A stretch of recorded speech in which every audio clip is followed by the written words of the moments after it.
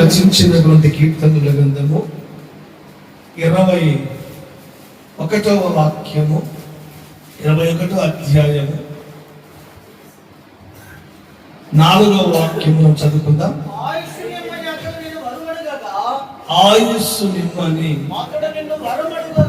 అతడు నిన్ను వరమడుగగా నీవు దానిని అతనికి అనుగ్రహించి ఉన్నావు. దేవునికి మహిమ కలుగును గాక. చెప్తామా? పరిశుద్ధ బైబిల్ గ్రంథంలో చదవబడినటువంటి లేఖన భాగాన్ని గమనిస్తే కీర్తనకారుడైనటువంటి దావీదు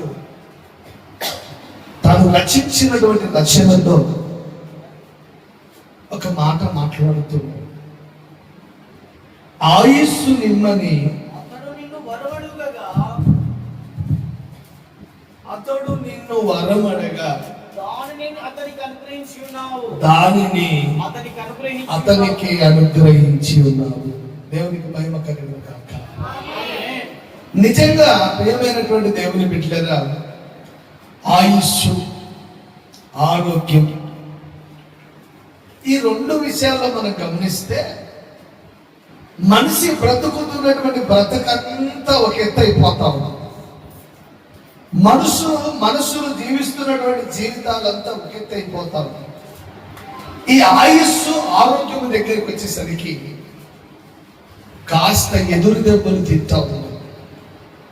పాత నిబంధన కాలంలో ఆ ఆదికాండ గ్రంథములో మనం చూస్తే 5వ అధ్యాయం 27వ వచనంలో ఒక మాట చదువుదామా? ఆదికాండ గ్రంథము 5వ అధ్యాయం 27వ వాక్యం చదువుదాం. మెతూషేలా అనే ఒక దైవజనుడు ఉన్నాడు అక్కడ. మెతూషేలా అనే ఒక వ్యక్తి ఉన్నాడు. అతని ఆయుష్ అట 969 సంవత్సరాలు. ఎన్ని సంవత్సరాలు? 969 అంటే నిజంగా అతని బ్రతుకు జీవితాన్ని ఆలోచిస్తే 969 సంవత్సరాలు బ్రతికాడు. నిజంగా ఎంత ఆయుస్సు పోసుకున్నాడు ఆయన. అదే రీతిగా ఆదాము జీవిత చరిత్ర అయితే 930 సంవత్సరాలు బ్రతికాడు. అదే రీతిగా అబ్రహాము విషయానికి వస్తే 175 సంవత్సరాలు బ్రతికాడు. మోసే జీవిత చరిత్రకు వచ్చేసరికి 120 సంవత్సరాలు ఆయుష్ పొడిగించబడింది. అంటే పొడిగించబడిందా, తగ్గించబడిందా? 969 ఎక్కడ? ఈరోజు మన ఆయుష్ ఎంత ఉంది చెప్పండి? మన ఆయుష్ ఎంత ఉంది? మన ఆయుష్ ఎంత ఉంది? ఎవరికేం తెలుసా మన ఆయుష్ ఎంత? ఒకసారి చదవండి, ఒకసారి చదవండి. యోబు గ్రంథము 14వ అధ్యాయము 5వ వచనం చదువుకుందామా? ఏమంటారు? 969 సంవత్సరాలు బ్రతికాడు ఎవరు? మెతూషేలా. అయితే ఆ సంవత్సరాలన్నీ గడిచిపోయిన తర్వాత ఈరోజు దేవుడు అంటున్నటువంటి మాట, మన ఆయుష్కు దేవుడు ఏం పెట్టాడంట? పరిమితి, లిమిట్ పెట్టాడు. మహా అంటే 70 సంవత్సరాలు, అధిక బలం ఉన్న ఎడల 80 సంవత్సరాలు. అక్కడ పక్కన రాయబడి ఉంటుంది, ఆ ఆయుష్ అంతా ఆయాసకరం, ఆ ఆయుష్ అంతా ప్రయాసకరమే. దేవునికి మహిమ కలుగును గాక. కానీ ఇందాక చదువుకున్నటువంటి లేఖన భాగాన్ని మనం గమనిస్తే, ఆయుష్ నిమ్మని అతడు నన్ను వరమడగగా. ఈరోజు మన ఆయుష్ కోసం దేవుని సన్నిధిలో అడుక్కోవాలి అన్నటువంటి విషయాన్ని జ్ఞాపకం చేసుకోండి. దేవుని సన్నిధిలో మన ఆయుష్, మన బ్రతుకు జీవితాన్ని, మన జీవిత బ్రతుకును దేవుని అడగాలి. అందుకే ప్రేమైనటువంటి దేవుని బిడ్డలారా, ఒక పాట ఉంది కదా, అనుదినము నీ అనుగ్రహమే ఆయుష్కాలము నీ వరమే.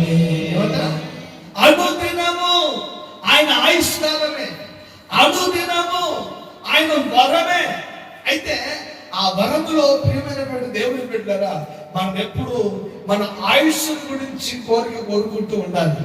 దేవా, బర్త్డే చేసుకుంటున్నాం, కేక్ కట్ చేసుకుంటున్నాం, స్వీట్లు పంచుకుంటున్నాం. అందుకే ప్రియమైనటువంటి దేవుని బిడ్డలారా, మా ఆయుష్, మా దినాలు ఎక్కువైపోతున్నాయి. మా ఆయుష్ ఆరోగ్యవంతమైన జీవితం కావాలి. అందుకే ఇక్కడ ఏమనుంది? నరుల ఆయుష్కాల పరిమితి కలదు, వారి నెలల సంఖ్య నీకు తెలిసే ఉన్నది. మించదాలని వయ పరిమాణమును నీవు వారికి మహా అంటే 70 సంవత్సరాలు, మహా అంటే 80 సంవత్సరాలు, అధిక బలం ఉంటే 100 సంవత్సరాలు కాదు, అధిక బలం ఉంటే 70-80 ఉంటే. కానీ బైబిల్లో ఆ మెతుషేల గురించి రాయబడినటువంటి మాట ఏందో తెలుసా? 969 సంవత్సరాలు బ్రతికాడు. తర్వాత వచ్చేసి అబ్రహాము, ఆదాము 930 సంవత్సరాలు బ్రతికాడు. తర్వాత మోషే 120 సంవత్సరాలు బ్రతికాడు. అయితే సంవత్సరాలు జరుగుతుండగా దేవా, నీ కార్యమును మా పట్ల నెరవేర్చండి అని అడగగలిగితే నీ జీవితంలో దేవుడు ఆయుస్సును పొడిగించగలిగినటువంటి దేవుడు. అందుకే ఇక్కడ ఏమనుంది? ఆయుస్సు నిమ్మని అతడు నిన్ను వరమనగా నీవు దానిని అనుగ్రహించి ఉన్నావు. అందుకే యోబు గ్రంథంలో ఒక మాట రాయబడింది. యోబు గ్రంథకర్త ఒక మాట అంటాడు, ప్రేమైనటువంటి దేవుని బిడ్డలారా, లేకపోతే దావీదు కీర్తన గ్రంథము 90వ అధ్యాయం 10వ వచనంలో ఒక మాట ఉంది. అక్కడ కీర్తన గ్రంథము చదువున 90వ అధ్యాయం 10వ వచనం. ఎన్ని సంవత్సరాలు? 70 సంవత్సరాలు. కానీ ఇప్పుడు 40-50కే ముసలోళ్ళం అయిపోతున్నారు. నడుముల్లో పెంట, కాళ్ళు పెంట, ఏమండి అప్పుడే భూతంతాలు వచ్చేస్తున్నాయి, తలనొప్పి వచ్చేస్తా ఉంది, షుగర్ వ్యాధి వస్తా ఉంది. అందుకే ఈ రోగాలన్నీ ఎక్కడి నుంచి కలుగుతున్నాయంట? ఏమండి ఎక్కడి నుంచో కలుగుతున్నాయి. అందుకే అక్కడ మాట ఏమనుందంటే, దేవుని యొద్ద నుండే మనకు ప్రతిదీ వస్తుంది అనుకుంటే విషయాన్ని జ్ఞాపకం చేసుకోవాలి. దేవునికి మహిమ కలుగును గాక. నేను ఎందుకు మాటలు మాట్లాడుతున్నాను అంటే, బైబిల్లో ఒక మాట ఉంది. ఆ మాట చదువుతామా? ద్వితీయోపదేశ కాండ గ్రంథము 4వ అధ్యాయం 9వ వచనంలో, రోగాలు వస్తున్నటువంటి దినాల్లో ఉన్నాం, భయంకరమైనటువంటి పరిస్థితుల్లోకి వచ్చే దినాల్లో ఉన్నాం. మన ఆయుష్ వినండి, తగ్గించబడుతున్నటువంటి దినాల్లో చిన్న పిల్లలు రోగాలతో చచ్చిపోతున్నారు. మొన్న పుట్టే, నిన్న పెరిగే, ఇంతలో పొద్దుతారు పెట్టుకొని ఉంటారు. నిన్న పుట్టే, మొన్న పెరిగే, అప్పుడే షుగర్ వ్యాధితో బాధపడుతూ ఉంటారు. అయితే ఈ రోగాలన్నీ రాకుండా మన ఆయుష్ పొడిగించబడాలి అంటే అక్కడ ఏమన్నది? ఒకసారి చదువునా? అయితే నువ్వు జాగ్రత్త పడుము, కన్నులారా చూసిన వాటిని మరవకయుండునట్లు. ఏం చూసావు? నీ జీవితంలో పరిమితి కాలం చూసావు, ఆయుష్ కలగజేయగలిగినటువంటి సమయాన్ని చూసావు. అయితే జాగ్రత్త పడాలి అని వాక్యం అంటా ఉంది. జాగ్రత్త పడాలని దేవుని మాటలు అంటున్నాయి. కన్ను మిన్ను కానకుండా వయసు ఉందిలే, ఆరోగ్యం ఉందిలే, బలం ఉందిలే, శక్తి ఉందిలే, అందం ఉందిలే, ఆస్తి ఉందిలే, ఐశ్వర్యం ఉందిలే అని నువ్వు అనుకుంటున్నావా? నీ ఐశ్వర్యము, నీ అందం, అందుకే ఒక మాట ఉంది, అందం మోసకరం, సౌందర్యము వ్యర్థము అని బైబిల్ అంటా ఉంది. నా ప్రియమైనటువంటి దేవుని బిడ్డలారా, అందుకే ఏమంటుంది అక్కడ? అయితే నీవు జాగ్రత్త పడుము, నీవు కన్నులారా. ఏం చూసావు? మెతుషేల మరణం చూసావు, మెతుషేల మరణం విన్నావు. 969 సంవత్సరాలు బ్రతికిన మెతుషేల ఏమండి వయస్సును, ఆయుష్ను చూసావు.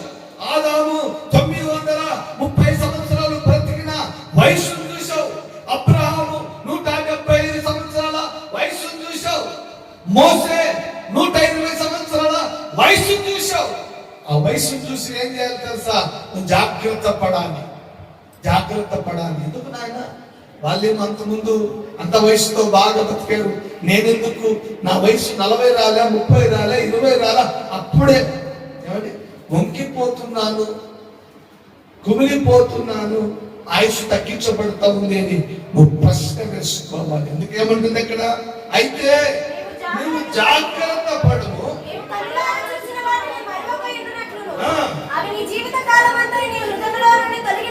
అవి నీ జీవిత కాలమంతయు నీ హృదయములో నుండి తొలగిపోకుండానట్లు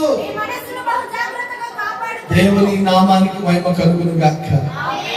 మనస్సును జాగ్రత్తగా కాపాడుకును. మనస్సు, వయస్సు, వినండి, మనస్సుకు లింక్ ఉంటుందట. వయస్సుకు మనస్సుకు లింకు. ఈ మనస్సు కోరినంత చేసామనుకో వయస్సు మీద ఏమైపోతుంది, పడిపోతుంది అని విషయాన్ని జ్ఞాపకం చేసుకో. నీ ఆలోచనలు ఎక్కువైపోయాయి అనుకో, లేదా నీ హృదయము టెన్షన్ లో ఉందనుకో, నీ మనస్సు చింతరబందరగా ఉందనుకో, ఆ మనస్సు ఏం చేస్తుంది తెలుసా, నీ ఆయుస్సును తగ్గించేస్తా ఉంటుంది. అందుకే ప్రియమైనటువంటి దేవుని పెట్టారా, నీ మనస్సును జాగ్రత్తగా. గుంటూరు ప్రాంతంలో దుక్కిరాల అనే ఒక గ్రామానికి భార్యాభర్తలు 2 టీచర్లుగా వచ్చారు. వినండి బాగా. గుంటూరు జిల్లాలో దుక్కిరాల అనే ప్రాంతానికి భార్యాభర్తలు 2 టీచర్లుగా వచ్చారు. వారి అన్యోన్య జీవితం ఎంత మధురంగా ఉంటుంది అంటే, వాళ్ళ అన్యోన్య జీవితం ఎంత ఆనందంగా ఉంటుంది అంటే, ఒకే ఒక కొడుకు లేక కలిగితే వాడిని అల్లారుముద్దిగా పెంచుకొని ఎవరి బాగా బీటెక్ అయిపోయేసుకున్నాడు, ఎంటెక్ అయిపోయింది, మంచి ఉద్యోగం చేయాలనుకున్నప్పుడు తండ్రి యొక్క కోరిక కోరుకున్నాడు. అంట, నువ్వు మంచి ఉద్యోగం చేసే కంటే ఒక మంచి సేవ చేయాలని ఆయన కోరుకున్నాడట. మంచి ఉద్యోగం చేసే కంటే మంచి సేవ చేయాలని అనుకున్నాడట.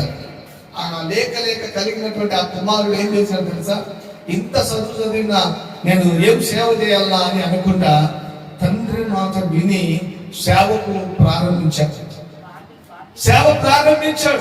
సేవ మొదలైంది.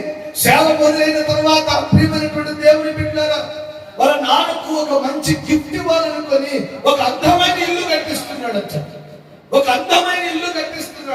కట్టిస్తూ ఉంటే ఒక రోజు నాన్న పిలిచాడంట, కొడుకు ఇట్లా నాన్న, చెప్పు నాన్న అంటే, నేను ఈరోజు సాయంత్రం వెళ్ళిపోతున్నాను రా అన్నాడు. ఈరోజు సాయంత్రం నేను వెళ్ళిపోతున్నాను రా అన్నాడు. కొడుకు అర్థం కాలే. ఏంటి నాన్న, మంచి ఇల్లు తయారవుతా ఉంది, నువ్వు నీ కన్న కొడుకుగా నేను ఒక మంచి ఇల్లును కట్టించాను, దాంట్లో నిన్ను అమ్మను పెట్టి చూసుకొని సంతోషంగా ఉండాలని నేను అనుకుంటే నువ్వేమో నన్ను పిలిచి నేను సాయంత్రానికి వెళ్ళిపోతాను రా అంటున్నావు అనుకుంటూ వాళ్ళ అమ్మకి చెప్పాడంట, అమ్మా మా డాడీకి చాదస్తం ఎక్కువైపోయింది, ముసలితనం ఎక్కువైపోయింది, ఈరోజు సాయంత్రానికి కల్లా నేను పోతాను అంటున్నాడని బైబిల్ తీసుకొని వేరే ఊర్లో మీటింగ్ ఉంటే మీటింగ్కి వెళ్ళిపోయాడట. మీటింగ్ లో వాక్యం చెప్తున్నాడట. వాక్యం అంతా అయిపోయిన తర్వాత కూర్చొని ఉంటే ఎవరో కబురు తెచ్చారంట, సార్ పాస్టర్ గారు మీ నాన్న చనిపోయాడు పాస్టర్ గారు. ఆశ్చర్యం వేసింది. నేను మా నాన్న కోసం మంచి ఇల్లు కట్టానే, ఆ ఇంట్లో మా నాన్నను అమ్మను ఏమంటే ఉంచి ఆనందంగా చూద్దాం అనుకున్నానే, మా నాన్న చెప్పినటువంటి మాట ఆయుష్ దేవునికి అప్పగించాడు, వెళ్ళిపోతాను అన్నటువంటి మా నాన్న వెళ్ళిపోయాడు అన్నాడట. ఇంతలో సరే కార్యక్రమాలు అన్నీ అయిపోయినాయి, మొత్తం అయిపోయింది. ఆ 3 రోజుల తర్వాత 2 రోజుల తర్వాత వాళ్ళ అమ్మ కూడా దగ్గరికి వచ్చి, నానా రేపు నేను కూడా వెళ్ళిపోతున్నాను రా అన్నిందట. నేను కూడా వెళ్ళిపోతున్నాను రా అంటే ఈయనకు ఆశ్చర్యం వేసింది. మా నాన్న చెప్పాడు, ప్రభు దగ్గరికి వెళ్ళాడు. మళ్ళా మా అమ్మ చెప్తుంది, ఒకవేళ వెళ్తాదమ్మని చెప్పేసి, అమ్మా నువ్వు వెళ్ళొద్దమ్మని ఏడుస్తున్నాడట. సరేమ్మా ఏడుస్తూ ఉన్నాను కదా, నేను నీకు ఏదైనా చివరి కోరికుంటే చెప్పమ్మా అంటే, నాకు మంచి గోంగూర పప్పు తెచ్చిరా, గోంగూర పప్పు చేసిరా. ఆ గోంగూర పప్పు చేసిస్తే నేను తిని చనిపోతాను అంటే నిజంగా పొద్దున్న లేచి గోంగూర పప్పు చేసాడంట. సాయంత్రము మనసులోకి వెళ్ళి పడుకుందంట. తెల్లవారు 5 గంటలకల్లా ఆమె కూడా ఎదిపోయింది. ఇంతలో ఏడుస్తున్నాడంట, కుమిలిపోతున్నాడు. సరే, 3వ రోజు ప్రార్థనా సమావేశం ఏర్పాటు చేస్తున్నప్పుడు ఆ ఇద్దరు జంట గురించి అందరు మాట్లాడుతూ ఉంటే ఆ ఊర్లో ఒక పెద్ద ఆయన మైక్ తీసుకొని మాట్లాడుతున్నాడట. మైక్ తీసుకొని అందరికీ నమస్కారాలు. నిజంగా ఈ ఊరిలో ప్రియమైనటువంటి దేవుని బిడ్డలారా, ఈ గుంటూరు జిల్లాలో గుగ్గిరాల అనే ప్రాంతంలో ఈ జంటను నేను చూస్తున్నాను. వచ్చిన సంవత్సరం మొదలుకొని గమనిస్తున్నాను. ఎంత అన్యోన్యంగా ఉంటారు అంటే, ఎంత సంతోషంగా ఉంటారు అంటే, ఎంత భక్తిగా ఉంటారు అంటే, ఎంత ఆనందకరమైన జీవితం జీవిస్తారంటే, ఇద్దరు బడికి ఒకే స్కూటర్లో వెళ్తారు, ఇద్దరు మార్కెట్కి వెళ్తారు, ఇద్దరు సరుకులకు వెళ్తారు, ఇద్దరు ఊర్లకు వెళ్తారు, ఇద్దరు నవ్వుతూ ఆనందంగా ఉంటారు. కానీ ప్రేమైనటువంటి దేవుని బిడ్డలారా, ఆయన అన్నాడు ఒక రోజు, ఆ ముసలాయన బతుకున్న రోజుల్లో నేను ఆయన అడిగానంట, అయ్యా సార్ గారు, నాకు చాలా బాధ వేస్తుందని మిమ్మల్ని చూస్తుంటే, నాకు చాలా బాధ వేస్తుందని మిమ్మల్ని చూస్తుంటే అంటే అడిగాడంట పెద్ద ఆయన. ఎందుకు సార్ అడిగాడంట, ఎందుకు బాధపడుతున్నాం అంటే, మీ ఇద్దరు సంతోషం, ఒకవేళ మీ ఇద్దరు ఒకవేళ ముందు చనిపోతే ఒకరు ఒంటరి అయిపోతారు, ఒకరు చచ్చిపోతే ఒకరు ఒంటరి అయిపోతారు అంటే ఆ సార్ నమ్ముకుంటూ చెప్పాడంట, నువ్వు ఏం భయపడవు పెద్ద అయినా, నేను చనిపోయిన 3వ రోజుకే నా భార్య నాతో పాటు వస్తుందని చెప్పినాడు. దేవునికి మహిమ కలుగును గాక. నేను చనిపోయినటువంటి 3వ రోజుకే నా భార్య కూడా నాతో కూడా వస్తుంది. ఎందుకంటే నేను లేనటువంటి జీవితం ఆమె జీవించలేదు, నేను లేకుంటే ఆమె బ్రతకలేదు. నేను చనిపోయిన 3వ రోజుకే ఆమె నా దగ్గరకు వచ్చేస్తుందంటే నిజంగా ఆ విషయం విని ఈ కన్న కొడుకు ఏడుస్తున్నాడంట.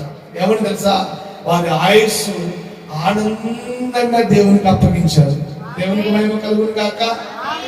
మంచి సాక్షి జీవితం బ్రతుకున్నప్పుడు, చనిపోయినప్పుడు కాదు, మనం బ్రతికిన తరువాత నలుగురితో మంచితనంగా అనిపించుకోవాలి. అందుకే ప్రేమైనటువంటి దేవుని బిడ్డలారా, మనము బ్రతికుండగానే, మనము జీవిస్తుండగానే, మనము లోకంలో ఉన్నంత వరకు మాత్రమే. అందుకే ఏమంది అక్కడ, నీవు జాగ్రత్త పడము, నీవు కన్నులారా చూచిన వాటిని మరొక విన్నట్లు అవి నీ జీవిత కాలమంతయు నీ హృదయములో నుండి తొలగిపోకూడదు. దేవునికి మహిమ కలుగును గాక.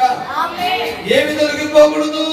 యేసు చేసిన మేలు, యేసు చేసిన అద్భుతాలు, యేసు చేసిన ఆశ్చర్య కార్యాలు, యేసు చేసినటువంటి గొప్ప కార్యాలు నువ్వు మర్చిపోవద్దు. ఉన్నప్పుడు ఆనందము, లేనప్పుడు కన్నీళ్లు కాదు.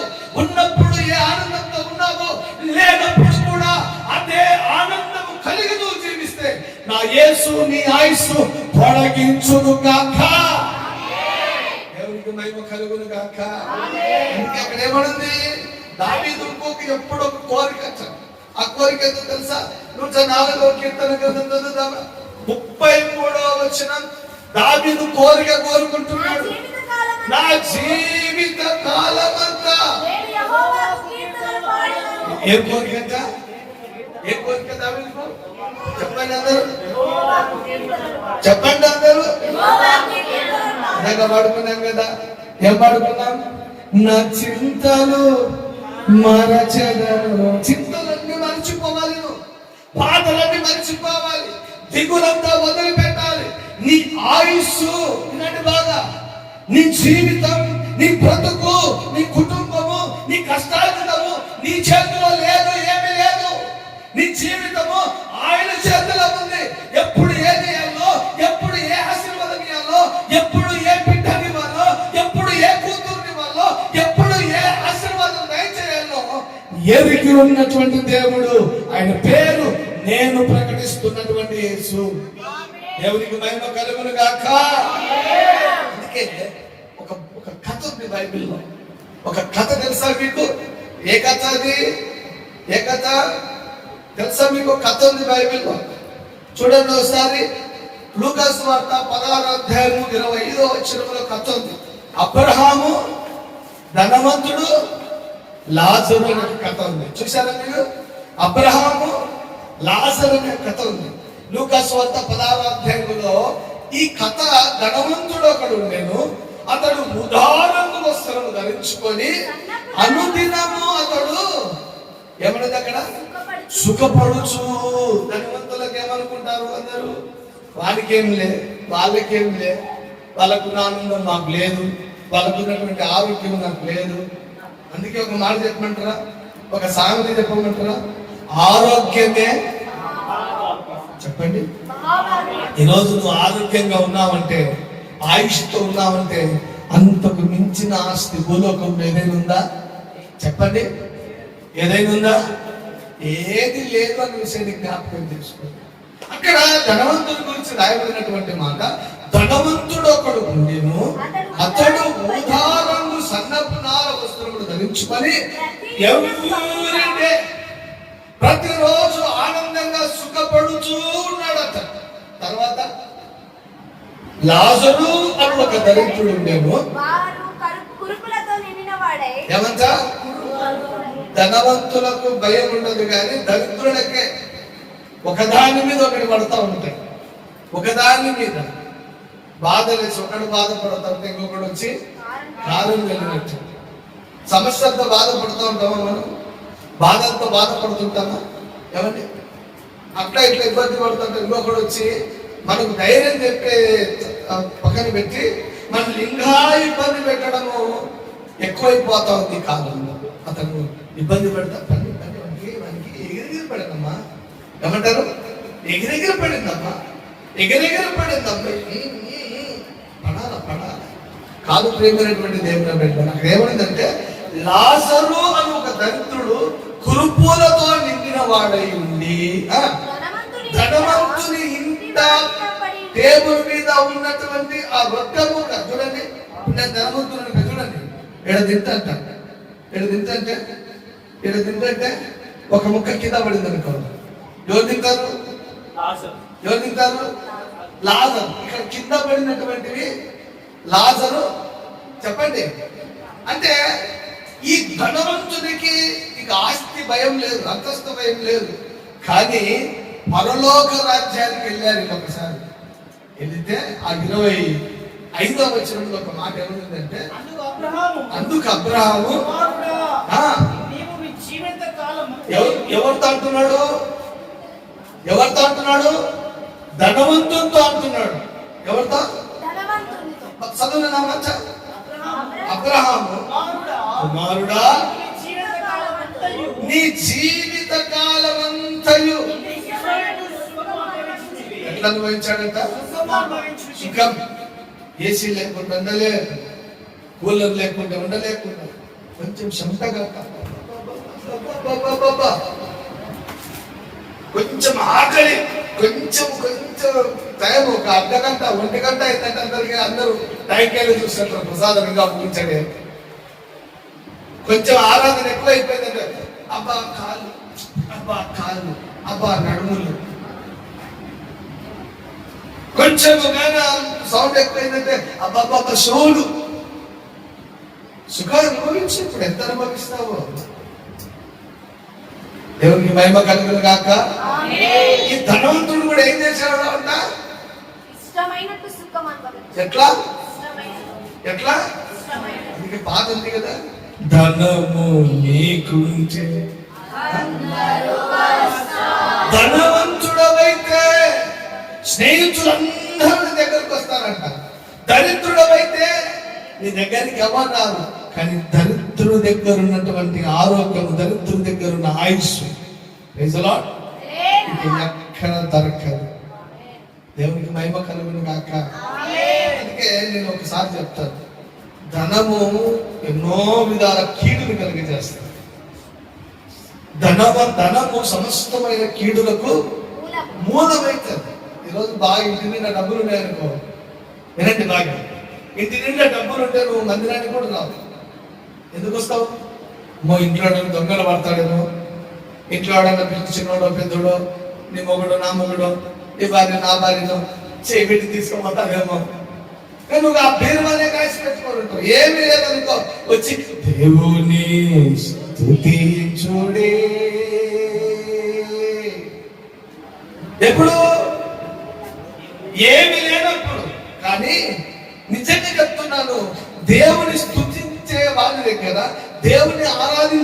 దగ్గర ఆయుష్ ఆరోగ్యం ఉంది. ఆమేన్. Praise the Lord. హల్లెలూయా. అందుకే ఏమంటున్నాడు, అందుకు అతడు నీవు నీకు ఇష్టం వచ్చినట్లుగా సుఖమును అనుభవించితివి.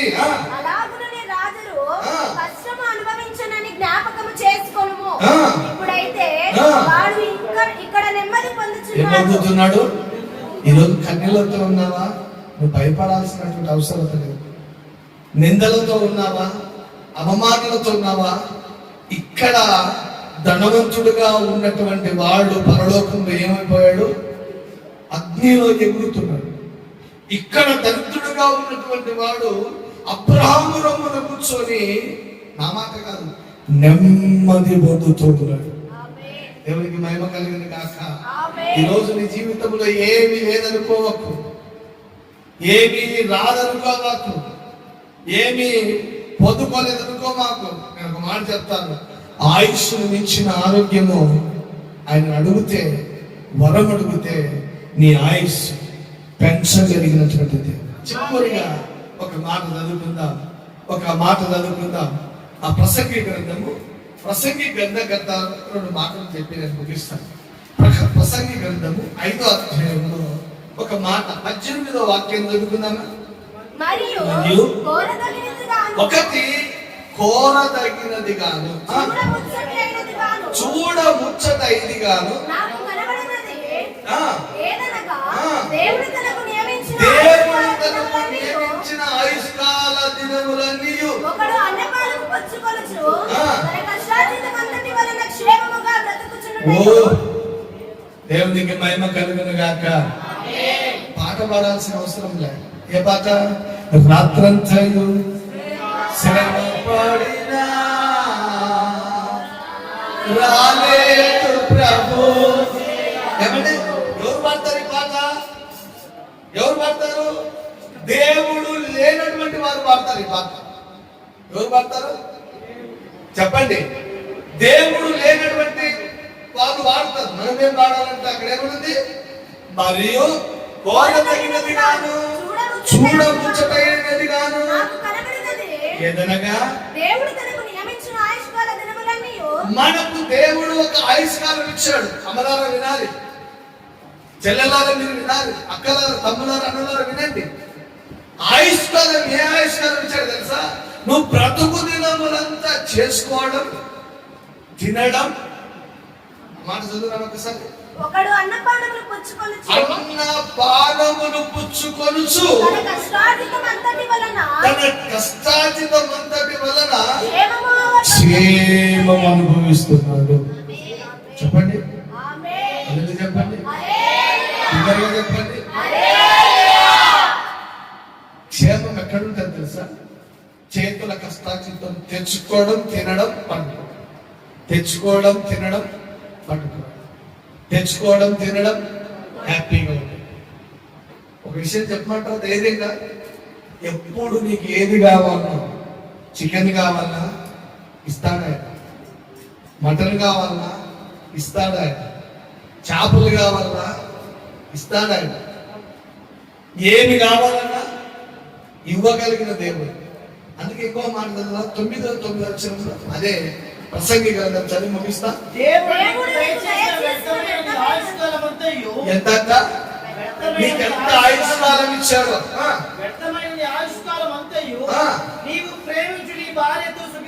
ఎవరితో భార్య భర్తలుగా ఉంటే సంతోషంగా తినాలా, పిల్లలుంటే పిల్లలు చూసుకుంటుండాలా, చేతుల కష్టార్జితం మీద బతుకుతుండాలి. మన పెళ్లిగాములో బతికితే మీ అమ్మ మీ నాయన చూసుకుంటూ, దేవా మా నాన్నకు మా అమ్మకు ఆయుష్ మీదైనా ఆరోగ్యం మీదైనా అని నువ్వు అడగలిగితే ఆయన ఆయుష్ అంతా దయచేయగలిగిన దేవుడు. ఆమేన్, ఆమేన్.